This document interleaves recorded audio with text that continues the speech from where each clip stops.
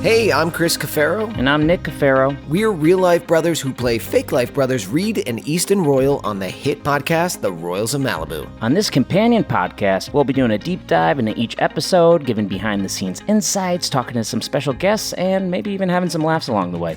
Welcome to The Royal Boys. We wish you a Merry Chris. We wish you a Merry Chris. We wish you a Merry Chris.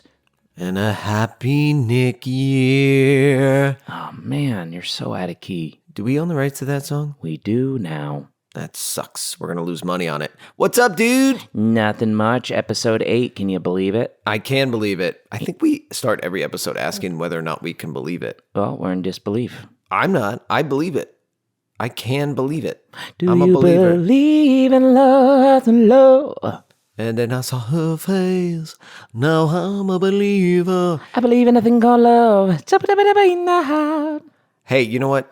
I don't think we should spend much time on the intro today because we have a very special guest. Okay. Well, then why don't we just go ahead and introduce her and talk about this episode? It's a juicy one. That's right. It is. So let's jump in. We've got a great episode, a great guest, and that's it. You'll recognize her from your television. Our guest was the star of a hit show on ABC, one of my favorite shows, The Goldbergs. She played Erica Goldberg. She was also the runner-up in last season of The Masked Singer. She is a songwriter, a musician, an actor, and just an all-around wonderful, fun human being. Please welcome to the podcast, Hayley Orrantia. What's up? Ow, ow! Hi, guys. Thanks What's for up? having me on. Are you kidding me? Thank you for being here. When Chris says one of his favorite shows, he actually means that. That's very true. See, but I have such a hard time believing that. I don't know why. Quiz me. You're not our typical demographic. Quiz me You right really now. aren't. What was Barry's nickname? Big Tasty. You got it. Yeah, of course. I mean, that one's kind of easy. Yeah, I know. But okay, I loved that show. I discovered it in like season 3 on Hulu.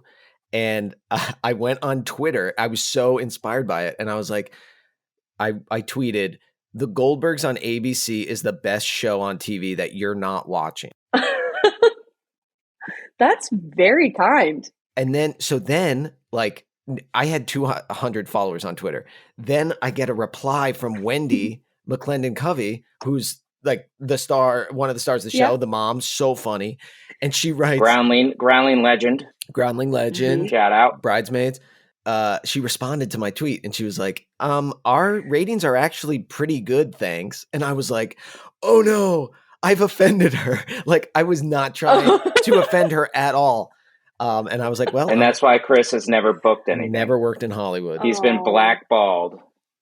Yeah, Wendy said no more Chris up in here. Yeah. No, it's funny because I feel like Twitter is not I hated Twitter because I feel like everything's out of context. Like, I can't do just written stuff, if that makes sense. Sure. I can't read. Yes. You heard it here, folks.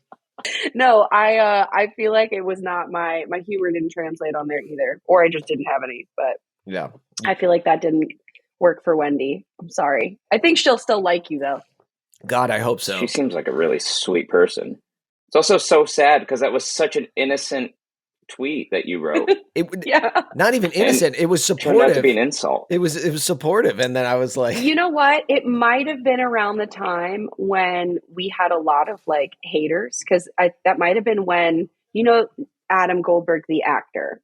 yes. That's separate from our show. Uh-huh. There was a time, I think around then, where there was a very big rivalry on Twitter regarding our creator of the show, Adam F. Goldberg, and Adam Goldberg.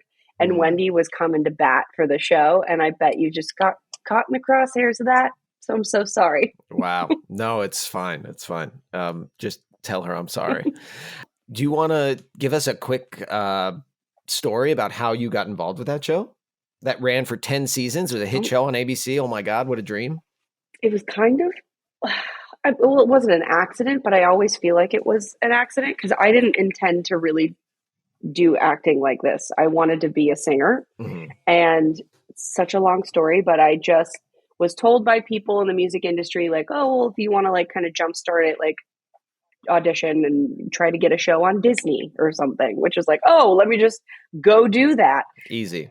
Just call up Bob Iger. Yeah, gave Bob a call, and no, I just had an audition come in, and I just like clicked with the role. You know, like sometimes you just see it and you're like, oh, I immediately know who this person is, and I just got lucky. I went through the audition process. It was my first screen test ever, and you know, you book the pilot and you think like this is fun, like hopefully this goes somewhere. I don't think any of us had any idea we were going to go 10 years, but it was such a blast, and I'm already like now feeling the like, okay, like wish we were still doing that, because it's weird to not be there after a decade, you know. Yeah. Were you in school when I you was 19, so I was just out of high school, and I didn't go to college.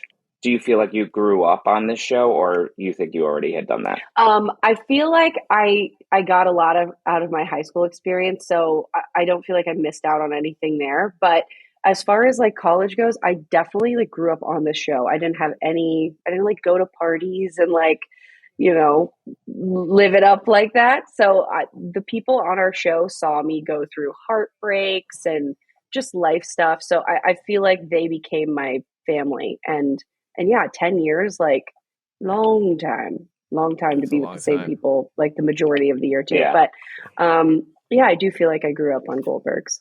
My favorite part of the Goldbergs was in the early seasons, they would end every show with actual footage or pictures from Adam F. Goldberg's real life that inspired that episode.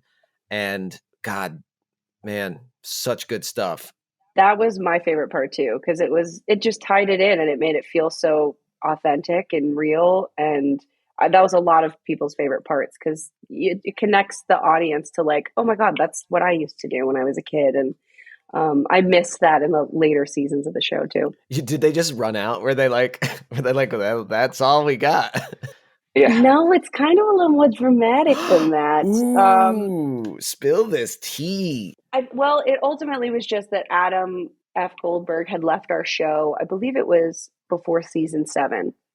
And I don't know all the logistics of it, but I just think that there was some agreement that he was not going to continue to send in family videos or something, which sucks because it was such a fun part of the show. But, Yeah, you know, that's the business, yeah, baby. man. Yeah. Kicked out of his own show. It's so funny because it's like the holiday seasons right now as we record this, and people will go back home and watch home videos and everything. Can you imagine that being displayed to a national audience? Well, do you guys have good home videos? Like, do you guys do that where you as a family watch back anything? Yeah. Yeah, definitely. And there's one in particular that I remember our parents like went all out, and this is when like it was on like a VHS, like a big like handheld camcorder, and they filmed catching Santa. Catching Santa. And it was like really, really well done. Like we set up a camera to look at the tree to try to catch Santa on Christmas. And like the production value was pretty incredible. That's probably how we got into the business, honestly. They like made footsteps on the roof, and then you like heard like all the bells ringing, and you heard like the big boots walking, and then you just like saw a hand reach out from the doorway and shake its finger no with a black glove and then cover the lens of the camera. It was actually kind of scary. So you guys were meant to be in like filmmaking. I feel like if your family was going to that extent of like convincing you of this. That's really funny. I never thought about that. Yeah, big old Nepo babies. Yes. Big Nepo babies. You know what? I also, getting back to the Goldbergs real quick, what I connected with is our family makeup is we have an older sister, then me, and then Nick. So we are 3 children. Oh my God, with yeah. an older sister. And so you and your character always reminded me of, because I was very much the big tasty of our family, because like I got to go to high school with my older sister who like looked out for me and like was always so cool and let me come to parties even though I shouldn't have been there, and I had crushes on her friends. Yep. Oh my God, yes. Huge storyline. Wow, you guys are the Goldbergs in a way. I wanted to ask you, so obviously in this podcast, The Royals of Malibu, Chris and I play brothers, and we're brothers in real life. Mm-hmm. So it's very interesting to play a scripted version of siblings. What was it like for you to have siblings on the show that were not your real siblings? Also, do you have real siblings? No, I'm an only child. Wow. Oh, wow. And so is Troy, who plays Big Tasty. He's also an only child. So we were kind of flying in the dark, and we always said from the beginning, we're like, okay, you're like family now. And because like we literally don't have anything like a sibling. So I don't know how I channeled, but like being the bitchy older sister, but that kind of became my thing. So I don't know. You did great. But it was made relatively easy, I guess.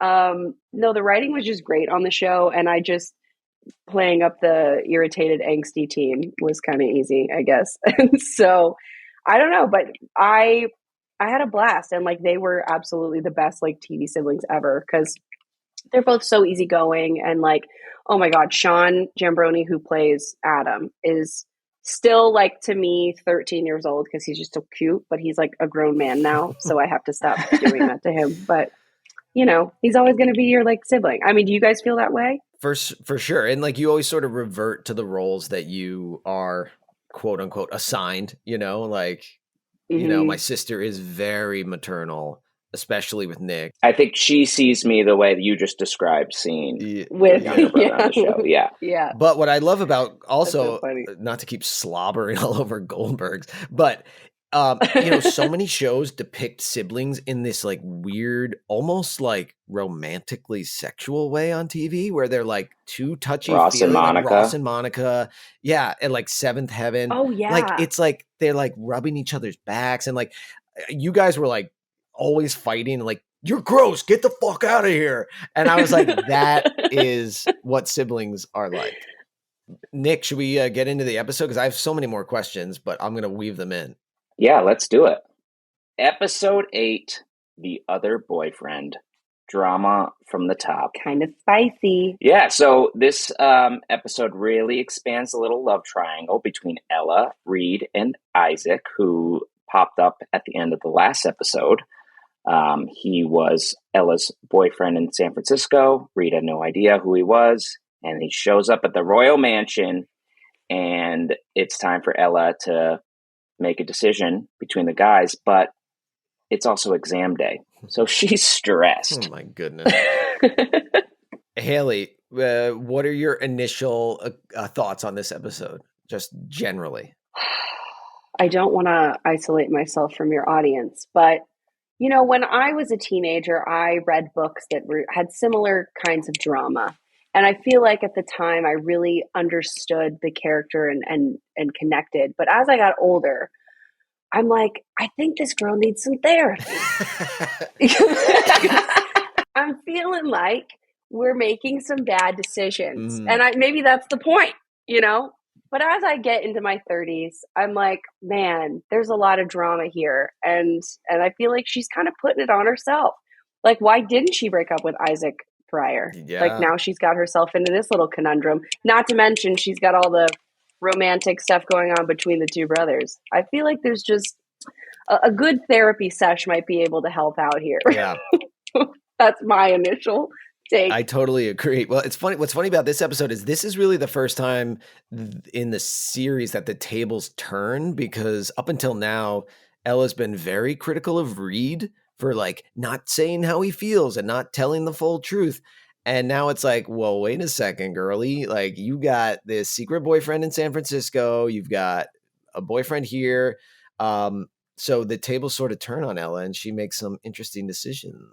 And also, I totally agree with you. She needs therapy. I think every single character on this show and every person really could use Everyone Yep. should go to therapy. And this is why this episode is sponsored by BetterHelp. Mm-hmm. I was just going to say that. Yeah. But it's funny because Ella does kind of have a therapist, but it's her old boss at a barista bar, cafe, Treasure Cafe? I think that's it. It's her old boss, Lucy, is really the one that acts as her therapist. And that's how we open the episode. They're having a heart to heart. And Lucy, she has some funny lines in this. She's like, you're the coolest teenager I've ever met. And I literally hate teenagers. But the big thing that she says is Reed holding you back or is he helping you? you have such a promising future. And that kind of becomes the big theme of this episode. So I think you're spot on with she needs therapy. I just not sure she's going to the right place to get it. No, she's going to a bunch of boys, which, hey, I get it. I probably would have done the same back in high school. Or maybe I did. I don't remember. Well, there's a question, Hayley. Were you ever involved with the love triangle? Yes. Really? I feel like a few times probably. I loved boys when I was in high school. And yeah, I feel like you're trying to figure out who you are and like what you like or what you don't like. That's why as I get older, I'm like, therapy could have been used back then. We could have made some better decisions. But you know what? High school might be meant for that. Yeah. And I think college too, but whatever. Good. The only love triangles I was in were like triangles. They were not triangles. They were straight lines with me on the outside being like, I like you too. Like there was never, no one was ever like, Chris or the other guy who went through puberty already. Like it was like, wait, so what were you guys like in high school? Oof. Well, yeah, give me the summary. Okay, I'll give you a summary. Here's all you need to know. My sophomore year of high school, I wrestled in a tournament where I weighed in at 96 pounds. Wow. I was a tiny little boy. I was in the marching band, I was on the wrestling team, and I was in the drama club. So no love triangles. I was 6'5", star of the basketball team. No, I was a little taller, but I had some baby fat for sure. Some nice braces. I did a lot of the same things. I played baseball though, and then I was in the musical. Okay. Not a lot of love triangles from me either. No way. Senior year was when I like sort of started to like hit my stride and like grow a little bit and like, but no one was ever interested in me. And also it's funny because you grow up in your formative years, like you have an image of yourself as being like, that's who you are. So, in my mind, I'll always be like the nerdy kid with braces and spiky hair who's shorter than everybody, who like, all the girls that he has a crush on don't pay any attention to. Oh. Yeah. It's true. But look at you guys now. You have high school girls fawning over your vocals every day. I know. Well, and you know what? To my high school friends, it gets better. It gets better. And then it gets worse pretty quickly thereafter, but it does get better. Yeah. Gets better. And then right after college, it's all downhill. Yeah. True that. What about you? What is Erica Goldberg similar to how you were in high school? Oh, no. I mean, Erica Goldberg on the show had like middle school her that was like super nerdy with braces and like frizzy hair and stuff. Mm-hmm. I feel like that was for sure me in middle school. But by high school, I didn't do Erica Goldberg and get cool. I wanted to be like scene, like SCENE, like Warped Tour, that kind of stuff. I loved the skater boys. And so I had this like A-line haircut, which is now known as the Karen. Wow. I literally had an A-line haircut. I wore bright colored skinny jeans and like graphic tees from Hot Topic. And I wasn't in any like thing in high school, but I was already starting to do music. So I would perform at like the festivals around town and get made fun of all of the time because I was putting out music, but it's like, kind of cringy music about like losing your best friend. So people are like, that's that girl that sings or whatever. Yeah, and that I wasn't invited to parties. Like I was not. They make fun of you for losing your best friend? Well, no. They would like, would make fun of the songs that I put out. Like I put out songs that were lame. That's such bullshit. Yeah. I went to a big high school though too. So it was very hard to. I think that in high school, like if you're getting made fun of, you're doing something right because kids make fun of like people who have talent and skill. I think that is true for when we went to school. And I think it has changed. I hope it has changed. But from what I've seen, this new generation is much more open to that. And in fact, that's the cool stuff now. And now it's like, oh, you're getting recruited to play football in college, loser. Well, also just here's a little fun factoid. So this was actually middle school, but I was diagnosed with slight scoliosis, like mild scoliosis. And so Stop bragging. I know. Well, listen. And so I had to the doctor prescribed me a rolling backpack because having like the heavy backpack on your back could like, affect how you grow. And so I had to have a wheeling backpack like a fucking airline pilot, but it was so thick that it didn't fit into the lockers in middle school. So I had a permanent laminated pass to the nurse's office where I kept my backpack and all my books. So I would have to leave a couple minutes before the end of class with my little rolling backpack and crooked spine to go get my fucking book from the nurse's office.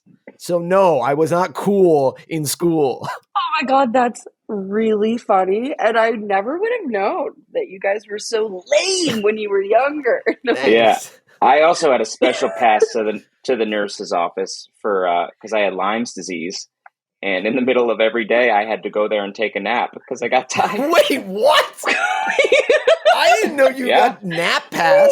Yeah, I got a nap pass. I got to go to the nurse's office. It was a scheduled time every day, and I got to take a nap. He got so tired. That's crazy. You got to take. How long were your naps? Did she like have a time that she's like, okay, Nick, it's time to go? I think they were like 30 minutes. Yeah, it was wonderful. What? I bet it was. I want Lyme's disease. I don't know if it's still with me, but I'm still a big napper. Oh, Nick, you should use that now.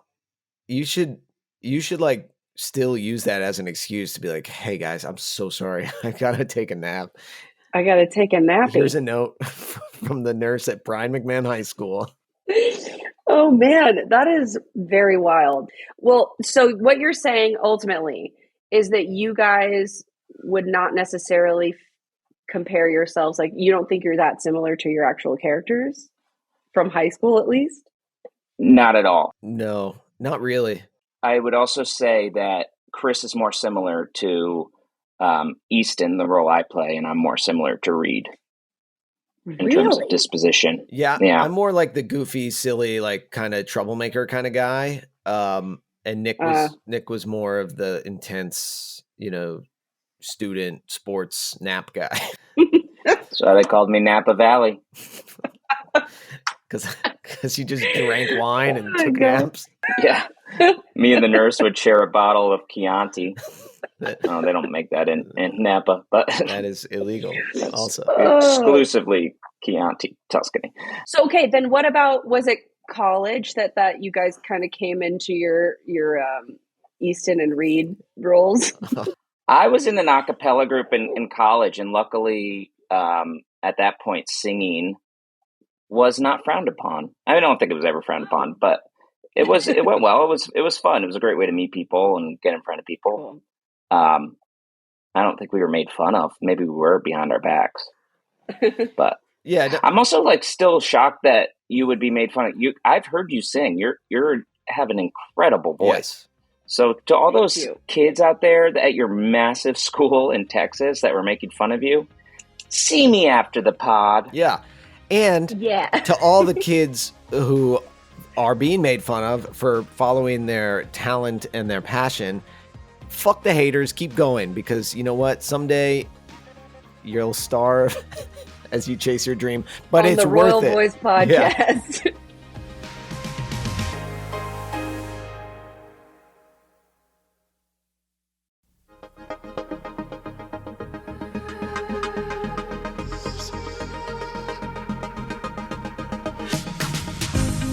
But anyways, it's a very stressful day. She has a lot of exams going on, and that's what most of this episode is her running around school, getting ready for these exams. And I think a really sweet moment is when Val drives her to the exams and has all these snacks for her.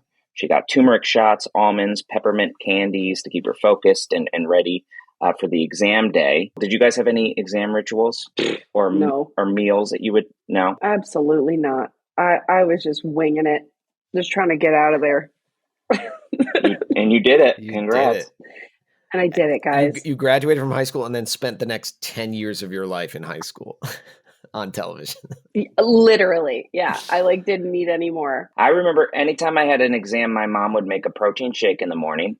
And then separately, I remember when I took the SATs, I took it a few times. Every time I finished, my mom would get me an ice cream cake from A whole Carvel. cake? Yep, one of the football ones with the crunchies on the outside.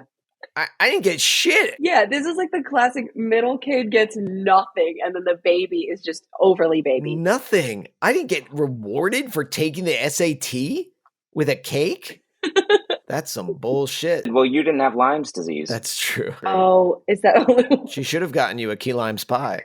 Oh, Malibu. No. That's terrible, Chris. No, that was funny. Nick, you were a pretty good student in high school, weren't you? Yeah, I was pretty good.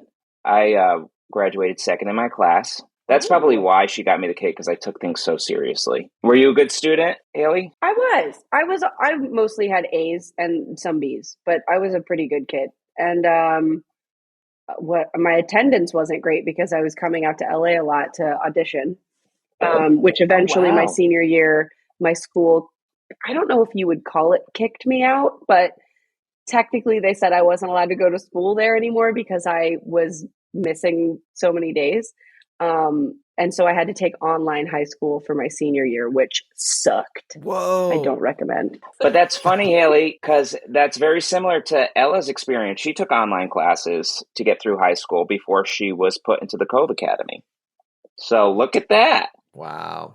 Well, she was also online doing some other things as well. Oh, that's right. Oh. So I'm curious. I don't know. It's a different time. Here's my thing. Are there high school cam girls? Well, I don't know from personal experience. I can tell you that. Okay, I maybe put you guys in a bad corner. No, here. I mean, but No, I don't know either. But I would imagine there are some legal barriers, I would hope, for men and women of a certain age to be able to do that. Well, there are, because in the first season, I mean, that's what, like, a big thing is Ella's trying to hide her age from her employer. Oh, right. Right. Yeah, she has her mom's fake ID. She has her mom's ID, and she uses that as her ID. And I'll never forget that, because it's her mom is born the same year I am in real life. And I was, and like they said it, and I wanted to just throw myself off a bridge. Okay, but here's something that I can relate to, because right before her tests, Reed shows up, your boy, with a big ass bouquet of flowers, saying, "Hey, good luck, girlie. I love you." Oh, that's thoughtful. Isn't it? Has anybody ever showed up with flowers for you, Hayley? Or a big gesture like that in high school that might have embarrassed you, but was meant to be a loving gesture? I feel like maybe. I also don't like big public displays like that, though. So I would have been very embarrassed if that happened. Mm-hmm. But I don't recall a specific one. Were you like that though, Chris? Would you show up? I am a romantic at heart, but again, like I didn't have any I didn't really have anyone to express it to. I didn't have any girlfriends in high school, right. Like official girlfriends, because of the scoliosis, because of the wobbly spines. But we used to do like grand gestures to ask people like to prom and stuff. I remember doing that. Oh yeah, promposals. That was certainly a thing. Like I left a big collection of balloons outside of the girl I took to prom's house, and like inside of them, I wrote little notes like, "Will you go to prom with me?" on separate pieces of paper. She had to pop all the balloons. That's so cute. it was weird because like I watched her do it, and it like took a while because you pop all the balloons, you put the message together, and then she was like, "No." She did not say no. You're lying. No, she didn't. We went to prom together. Yeah. Okay. I was like, that's aggressive. Haley, how did you get asked to prom? Or did you go to prom because you were doing online courses? Did you do online prom? Honestly, it probably would have been better.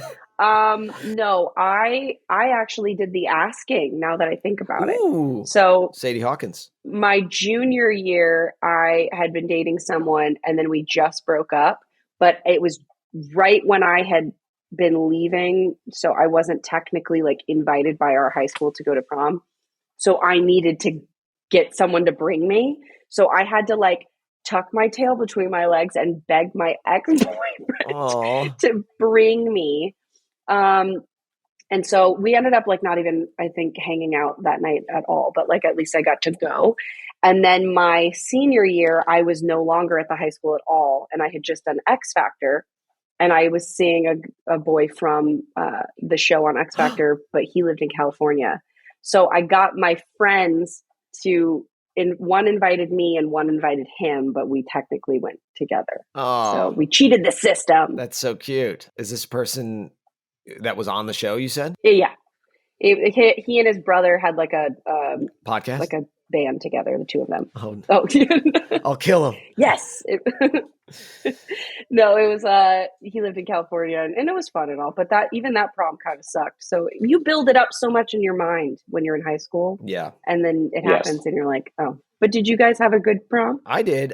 Yeah, it was fun. So I was class president, and so I had like a lot of responsibilities to do at prom. Like I had to like help with the decorations and like the setup and the breakdown. And so it wasn't the same as like just showing up, and having a good time and leaving. I felt sort of like I was running around helping, and I was the same. There was like a hosting element to it. I remember I gave a speech. Speech? Yeah. I don't know why. Everyone's like, sit the fuck down. We want to dance to Nelly. We don't want to hear you. What did you say? What could you possibly have said in your address to the? I think I did the Gettysburg Address verbatim. And then they assassinated you in a theater. Yeah, and then I won Prom King. It probably looked you didn't. Very staged. For sure. They're like, you cheated the whole thing. Wait. Wow. You gave a speech prior to being named Prom King? Yes. And then what happened? So then you get named Prom King, and then you were like, go to the nurse's office and take a nap. Oh boy. Wait, I'm learning you guys are really like more overachievers than I thought you were. I thought you were going to be like, you guys are a bunch of lemons. Like just all these diseases and terrible physique. Yeah. I know. I can already hear our parents' response to this episode. Yeah, they are not going to be happy. Well, I figured you guys were more class clowns and stuff, but now I'm learning you were like the whole thing. What? A little bit. You know what I mean? The whole thing. You heard it here first, folks. The whole thing. We are the whole thing.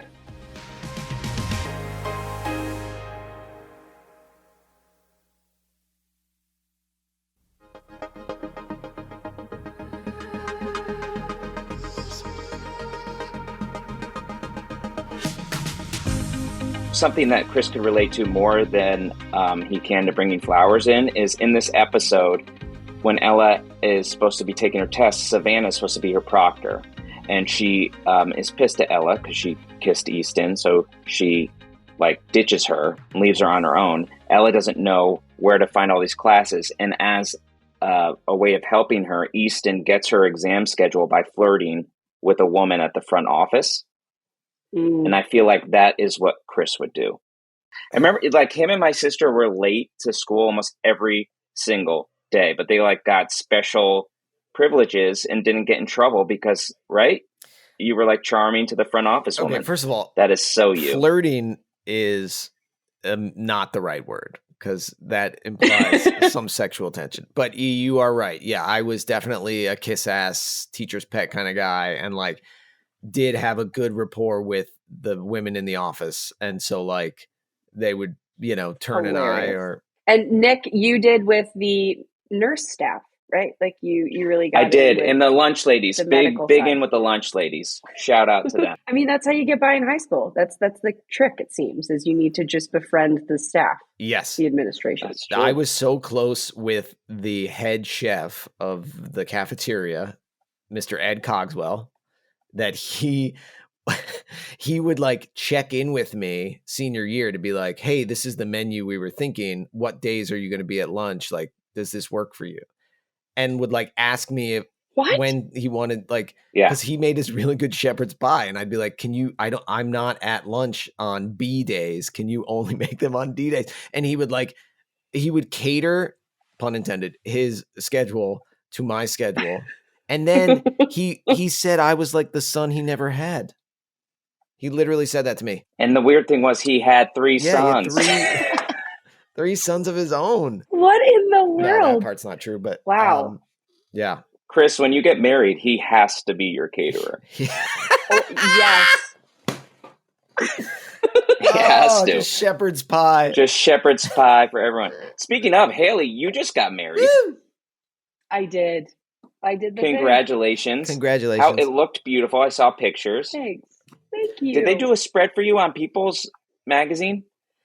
They did. It's just They people. did. Well, not a spread People in the magazine. There was a little, just people. One thing of people. Yeah. I like to think about all of them, though.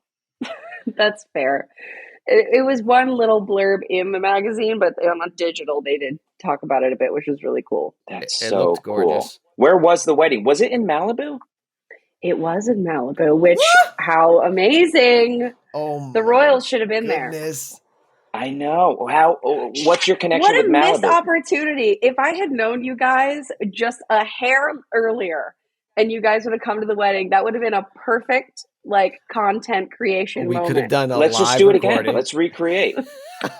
What's your connection with Malibu? We don't really have one. And to be honest, Malibu feels very pretentious in a lot of ways. I feel like it's not Greg and I in many ways. I never pictured myself getting married in Malibu. But there was one weekend where Greg and I had a coupon, or I don't even know what you would call it, to stay at the Calamigos Guest Ranch Hotel. And so we're like, oh, let's do a little weekend getaway and do 2 nights or whatever. And we put our phones in the safe and didn't touch phones at all, and just got to hang out and wander around the property and eat dinner and just had a really good time without the internet for once. And so it was very memorable because I feel like I'm constantly on my phone. And so we always reference what a great weekend that was.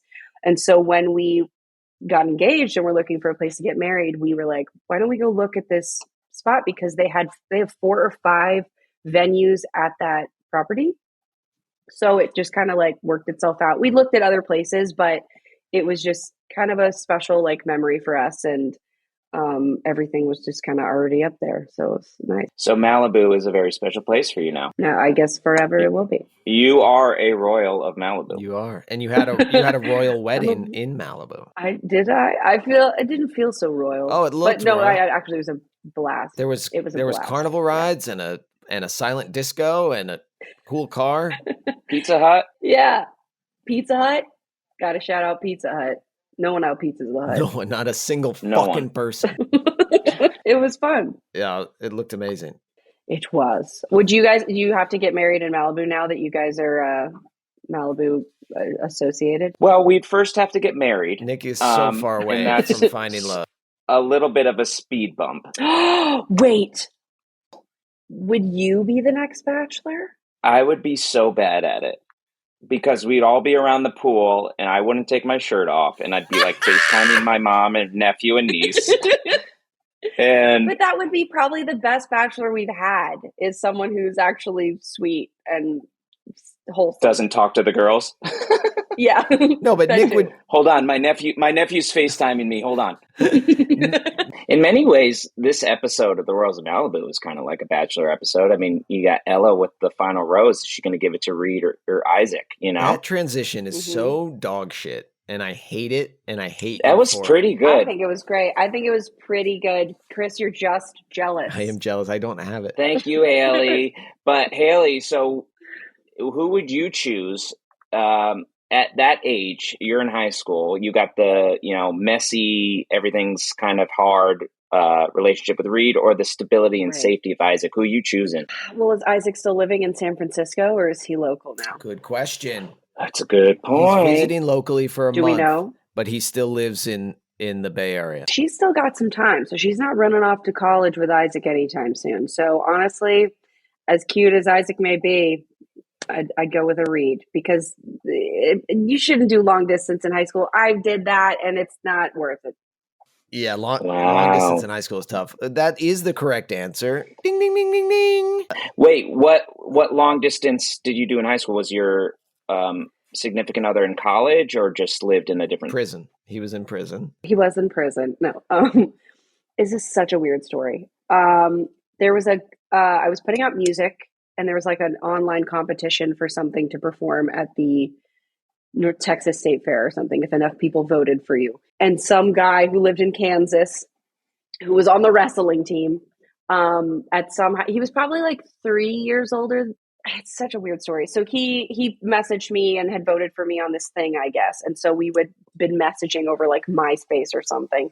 Old man alarm. That is an old man alarm. MySpace is an old man alarm. You're so fucking old. Oh my God. Sorry. I am old. It makes sense. No, ultimately we dated, dated, if you will, long distance. And he came to surprise me in Texas to finally like meet me. And he got appendicitis and had to go to the hospital to get an appendectomy. And I met him in the hospital room for the first time. So funny. That is incredible. It was bizarre. And we've only been in person together 2 times ever. And then his colon exploded. Yeah. Oh my God. And in the bed next to him was me taking a Lyme's disease nap. And that's how we became friends. Oh my goodness. How long were you in this relationship with this man? Till the surgery ended? It was on and off for a year or 2 at least. But that's kind of where I think my throuple, I don't know if it would be a throuple thing or if I just was indecisive, but there was a guy in my high school that I dated for the longest point in high school. And he was physically there, but there was always kind of like this thing that I was like, but I'm dating this guy from Kansas. And then it was weird. I don't consider that a throuple thing. I think you're in high school, you're young, you're not married, no one's getting hurt. Just like no one's getting hurt. A guy had to go to surgery. It's a good point. What defines a throuple exactly? So a throuple, you're asking the wrong guy. A throuple, as I understand it, is a 3-person couple versus a love triangle, which is like conflicting, lovers. Oh, well, then we should make sure that we edit the earlier session to acknowledge that I've not been in a throuple then. Yeah. For sure. You heard it here. For sure not that. Yeah, long distance relationships, that's tough. That is tough. Especially when they don't have a functioning spleen. Right. That's mono. You're thinking of mono, Nick. How many diseases do you have? Spleen is mono. She said appendectomy. Let me explain myself. I was trying to say... Explain myself. That's good.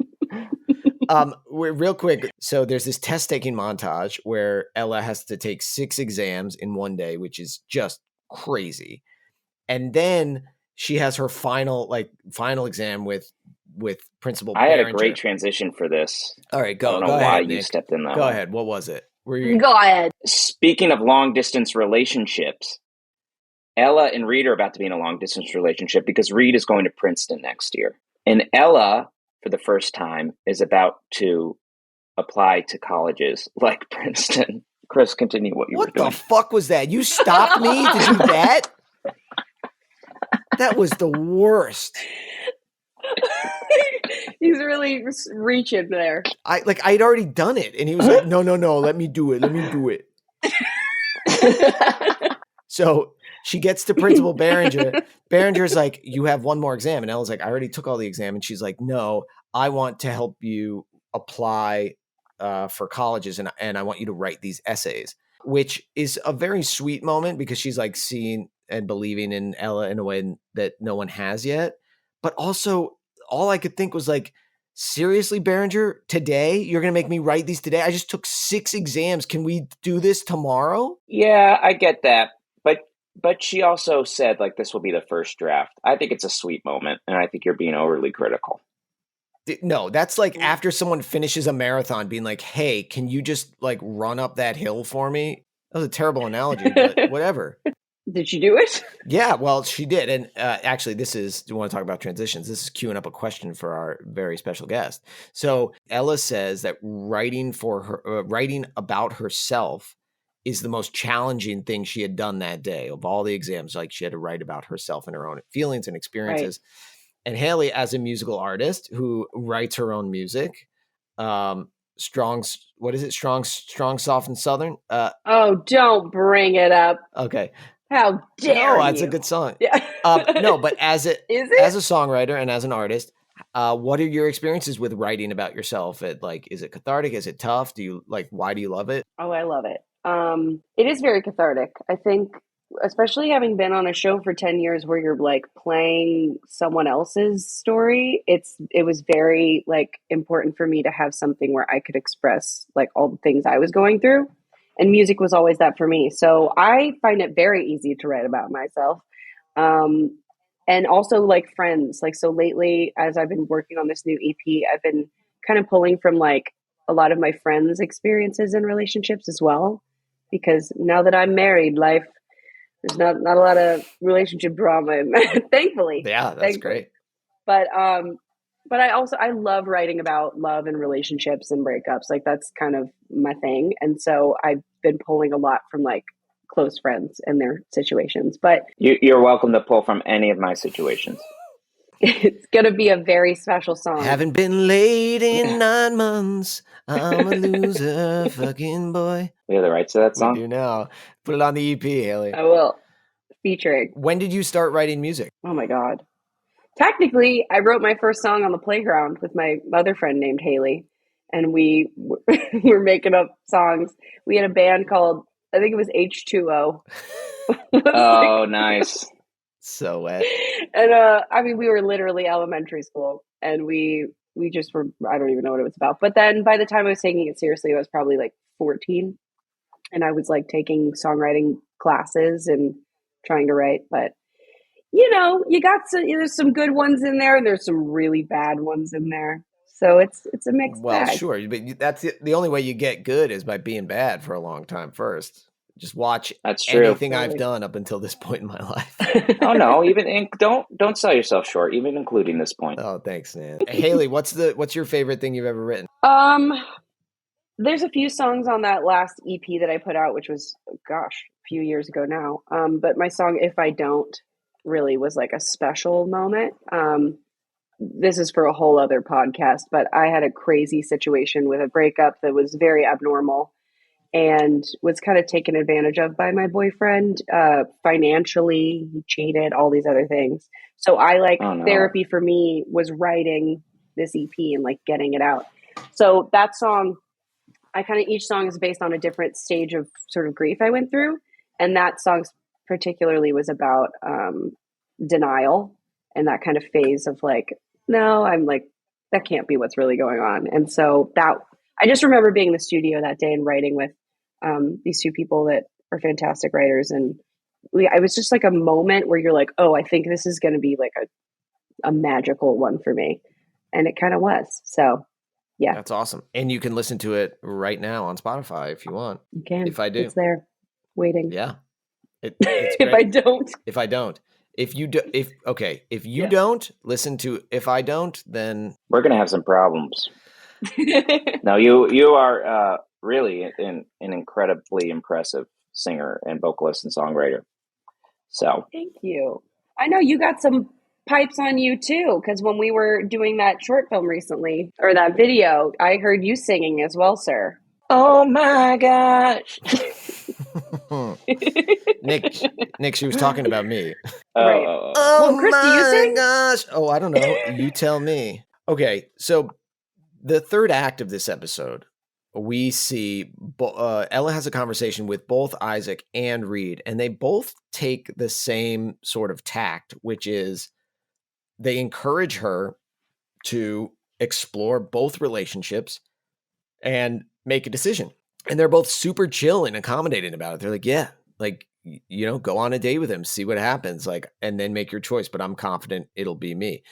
And maybe I'm not emotionally mature enough, but I can't picture myself in real life being like, yeah, date multiple people and just let me know when you're ready. Yeah, I would love just a sip of that confidence. Yeah, that's a lot. I mean, I think that would make sense to me if it was like a very new relationship, like very new, to be like, oh, I'm kind of seeing what's around.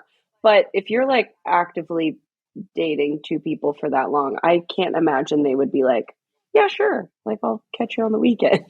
Yeah.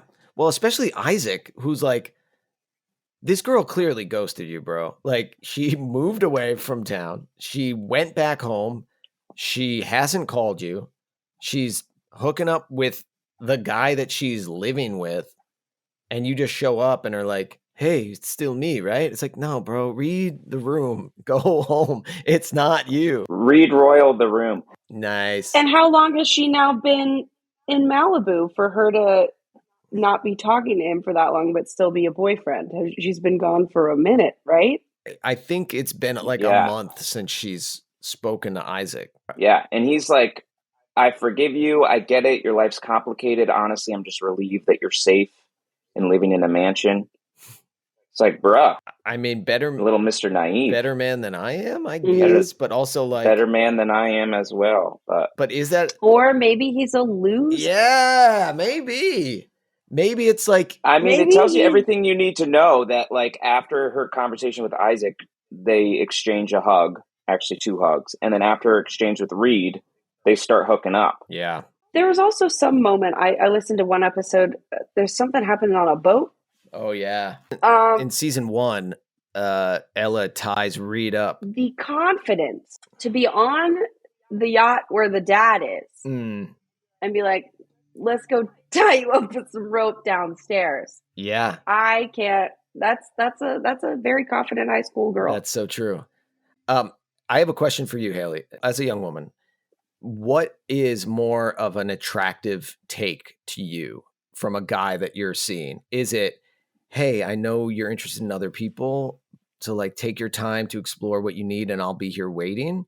Or, hey, I'm fucking great and it's now or never, you're going to lose an opportunity to be with me? Honestly, the older I get, I feel like I would probably respect more the person that's like, I'm going to dip out if you're not into this. Cause like, that's how it should be. I can't speak for high school Hayley. I don't know what she would have done. Lord knows. But no, I definitely think now it would be more of a respectable thing to be like, yeah, it's reasonable to expect both of these people to like wait around for you to figure it out or never figure it out and just, you know. Yeah, I agree. Yeah, I think as you get older, the games become less interesting. You just want somebody that's straightforward. You don't have time to waste. Yeah. Typically, I feel like when you have a woman that's very headstrong and forward, like they tend to like men that are also that because they need someone to balance it out, right? Like to not controlling, that's not the right word, but you know what I mean? Right. And I feel like someone who can be passive like Isaac, it would be not as attractive if you're someone like Ella who's very like knows what she wants and I don't know. But it seems like she's kind of into the sensitive nature. Yeah, clearly. Yeah, I just think she's had such a chaotic life that the idea of stability kind of is nice to her. But is that stability, having to decide between 2 dudes? True. No, I'm saying Isaac represents stability, and that's what's attractive to her. I see. But she's more attractive to Reed, which is unfortunate for me as a listener because that means I have to listen once again to you get steamy. Yeah, I was gonna say, what's that like? I'm so glad you asked. We have talked about we do talk about it quite often because it doesn't get any easier for me to listen to. And of course it comes up again at the end of this episode. But also there was we got a question this week on Spotify from Sass92 who said, were there any particular episodes or scenes that were hard to record together? And we do talk about this in episode 6 in our recap of that. There is a fight between Chris and I that was tough to record. But I will say the hardest thing is listening to you be intimate is definitely, it's just like not something that if you have siblings, I'm sure you understand. It's not something that you really want to hear or need to hear. And now that we're doing a companion podcast and in preparation for all of these, I have to re-listen. It's just never ending of him being like, yeah. Ooh.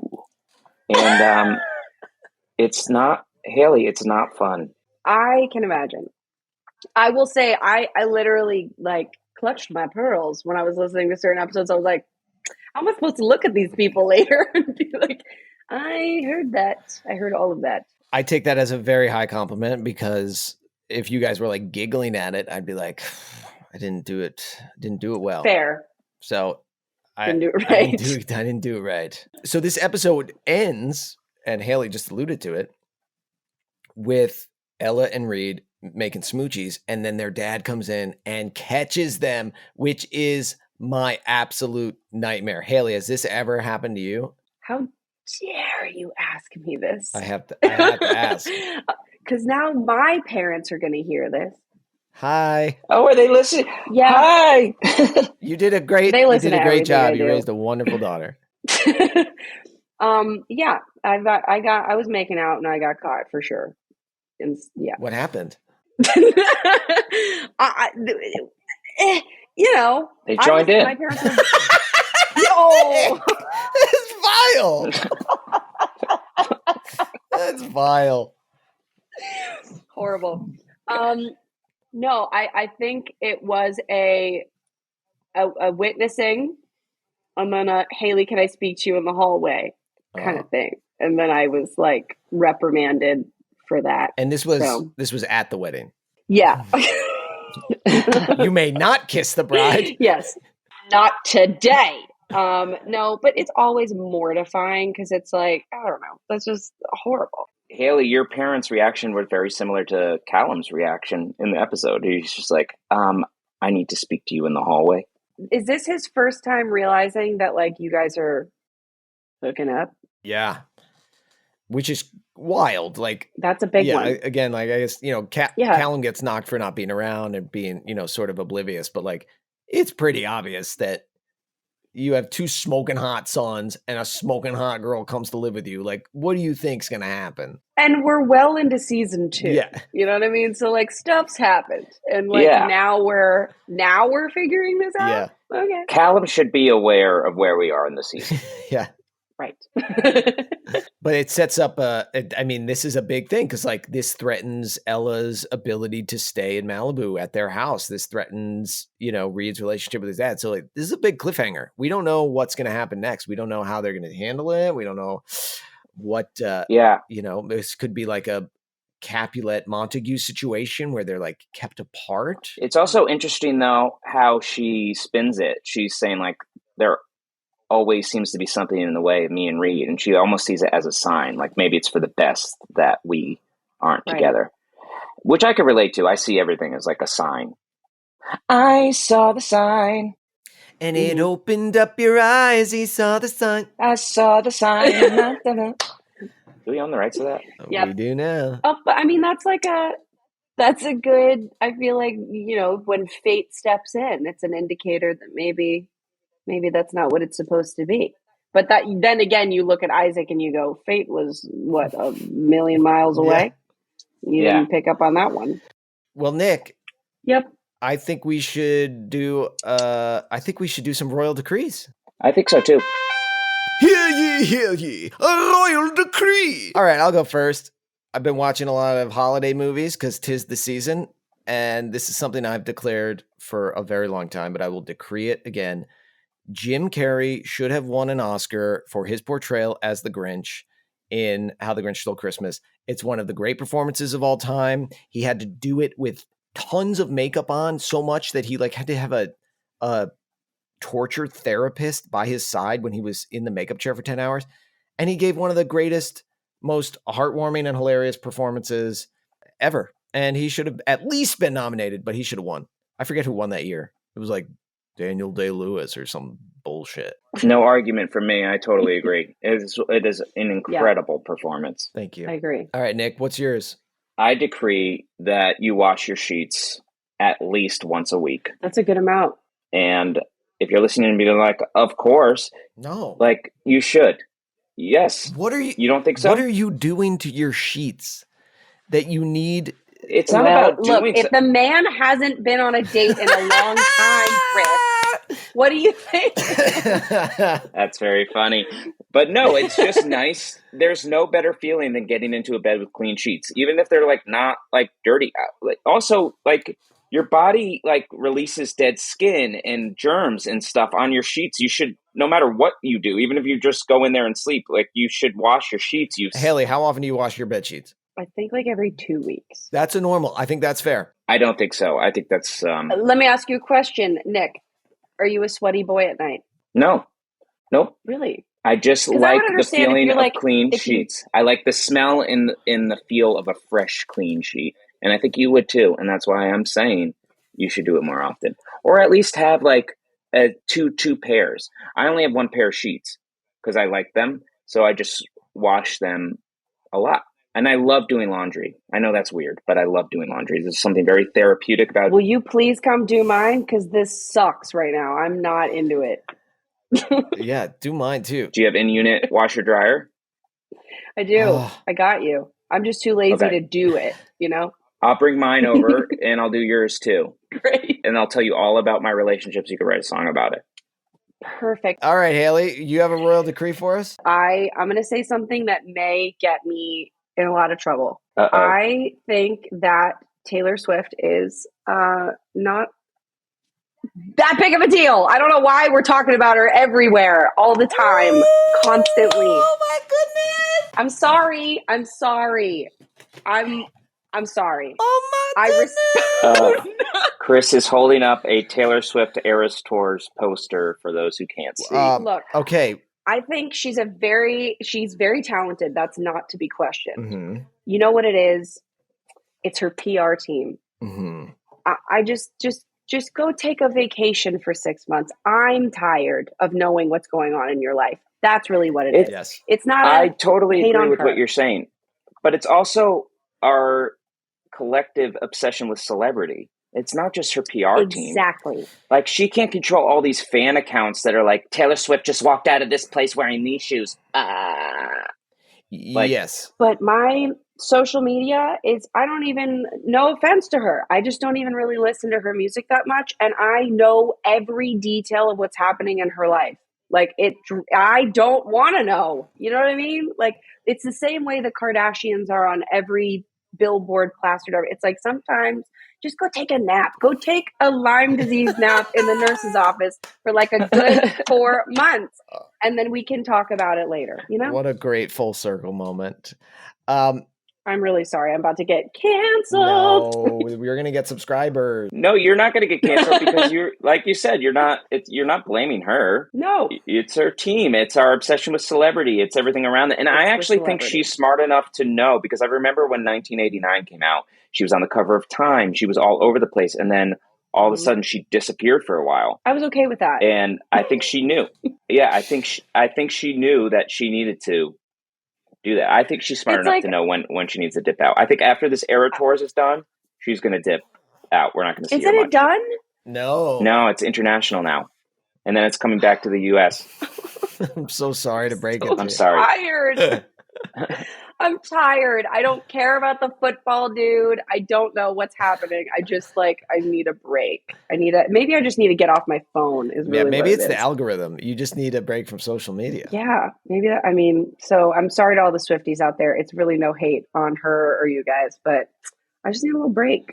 You know what I'm saying? Yeah. I hear you. Great royal decree and a great guest all around. Hayley, do you have anything coming up that you want to plug, or where people can follow you? We can follow me on social media. I love a TikTok. I'm all over TikTok. Great. But I'm on Instagram, Spotify, all that stuff. I don't have anything coming up because I don't have a job anymore. So if you need another guest, no, I'm around. I'm going to be working on an EP, and hopefully I'll have some stuff out early next year, but TBD. That's great. Amazing. And for those who don't follow you already, where on TikTok and Instagram? Oh, it's just my name, Hayley Orrantia, which is HayleyOrrantia. Well, you're so talented and great that it won't be long before you get your next big gig. So we're all excited to see that. Also, I don't know if I told you this story, but I was doing a play a couple months ago, and Hayley was in the audience. And during one of the breaks, one of the other performers came up to me and was like, "Oh my God, do you know Hayley Orrantia?" And I was like, yeah. And she was like, "Oh my God, I'm like so starstruck. The Goldbergs is my favorite show. She's like one of my biggest celebrities." And I was like, that's so cool. What? Yeah. And she was like, growing up, my mom and I were going through a really, really difficult time. And the Goldbergs is the show that like bonded us and kept us together and kept us laughing. And I just thought that was so special, because there are times, and I won't speak for you, Hayley, but like when we're doing what we're doing, that it feels sort of silly, or it feels trite, or it feels unimportant. But what you do does have an impact on people, and it's something that is is very special. So you've had that impact on people. Thank you. They say don't meet your heroes because they'll disappoint you. But I have been lucky to get to know you a little bit, and That girl has sweet. picked the right role model. You're such a sweet person. Thank you, guys. And to your parents listening, please subscribe. Please like, rate, subscribe, comment. I'm not giving them any context, by the way. Like they don't know that I'm doing this, but I can't wait for my mom to be like, oh, I'm going to go tune into like the Royals of Malibu now and like see what that's about. And I guarantee she's going to clutch her pearls and she's going to call me and be like, oh, Hayley, I didn't know they were into that kind of stuff. And if you're not wearing pearls when you listen to this podcast, then I don't know what you're doing. Yeah. That should be the Royals of Malibu merch. You should sell pearls. Pearl necklaces. What a treat. Hayley, thank you so much for being here. Nick, yeah, I guess you showed up too. Barely. Yeah, barely.